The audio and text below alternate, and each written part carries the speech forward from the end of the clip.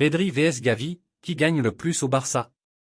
Deux pépites du FC Barcelone, deux talents purs qui incarnent l'ADN du club catalan depuis plusieurs saisons maintenant. Mais au niveau du salaire, qui est le mieux loti? Pedri perçoit un salaire de 12,5 millions d'euros bruts par an, soit environ 6 millions d'euros nets. De son côté, Gavi touche 9,38 millions d'euros bruts, ce qui lui fait un salaire net d'environ 4,5 millions d'euros. Un léger avantage donc pour Pedri. Côté performance, Pedri brille cette saison et est même pressenti comme un futur candidat au Ballon d'Or.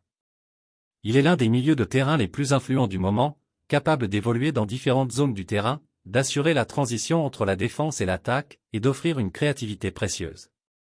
Il est un moteur essentiel du Barça, et son influence grandit chaque saison.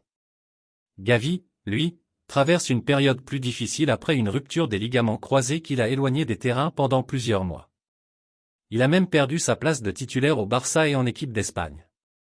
Mais rappelons-nous que Gavi est un joueur combatif, un véritable guerrier qui ne ménage pas ses efforts sur le terrain. Son agressivité, son pressing constant et son sens du jeu sont des atouts indéniables. Une fois de retour à 100%, il pourrait retrouver son statut de titulaire indiscutable. Alors, selon vous, cette différence de salaire est-elle justifiée? Pedri mérite-t-il d'être mieux rémunéré? Dites-moi tout en commentaire. Didier Deschamps bientôt entraîneur du PSG? Didier Deschamps, actuel sélectionneur de l'équipe de France, a récemment évoqué son avenir dans une interview à plusieurs médias, dont l'Équipe. Il a confirmé qu'il quittera son poste après la Coupe du Monde 2026, mais il a laissé entendre qu'il pourrait revenir entraîner un club.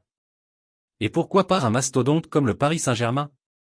Lors de cette interview, il a déclaré « Je ne ferme pas de porte, je serai disponible. Selon les propositions, je choisirai. Je ne m'interdis rien. » Une déclaration qui a forcément fait réagir les fans. Pourtant, le PSG semble bien ancré dans son projet avec Luis Enrique, récemment prolongé jusqu'en 2027. Mais en football, tout peut aller très vite.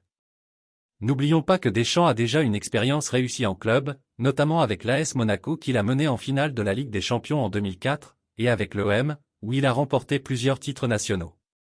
Un retour en club après l'équipe de France lui permettrait de relever un nouveau défi. Mais est-il le bon profil pour le PSG? Sa gestion pragmatique et son expérience du très haut niveau pourraient convenir à un club qui cherche désespérément la Ligue des Champions. Toutefois, Deschamps a souvent été critiqué pour son approche défensive et conservatrice. Le PSG, habitué à un style plus flamboyant, accepterait-il un tel changement? Alors, est-ce que Deschamps pourrait être une option pour Paris après 2026? Serait-il l'homme idéal pour gérer le vestiaire du PSG et enfin décrocher la Ligue des Champions? On attend vos avis. Adrien Rabiot, nouveau chouchou de l'OM.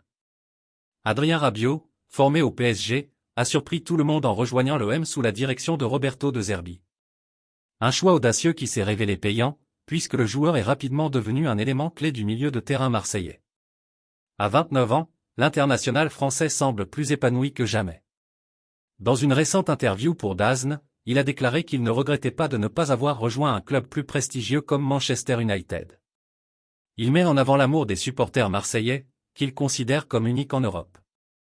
Ce choix peut sembler surprenant, mais il fait sens lorsqu'on regarde le contexte. À Marseille, Rabiot bénéficie d'une liberté qu'il n'aurait peut-être pas eue dans un club comme Manchester United ou la Juventus. Il est un joueur clé du projet de Zerbi, qui lui permet de s'exprimer pleinement dans l'entrejeu. Sa qualité technique, sa vision du jeu et sa capacité à casser les lignes en font un joueur fondamental pour l'OM. Mehdi Benassia, ancien joueur et proche de Rabiot, lui avait d'ailleurs dit, à Marseille, « Tu vas ressentir une reconnaissance que tu ne trouveras nulle part ailleurs. » Et visiblement, il avait raison. L'engouement autour de lui est énorme, et les supporters marseillais apprécient son implication sur le terrain. Si Rabiot continue sur cette lancée, il pourrait rapidement devenir l'un des chouchous du Vélodrome. Alors, est-ce que Rabiot pourrait devenir un joueur emblématique de l'OM dans les prochaines saisons? Pensez-vous qu'il a fait le bon choix en s'engageant avec le club phocéen? Dites-moi en commentaire.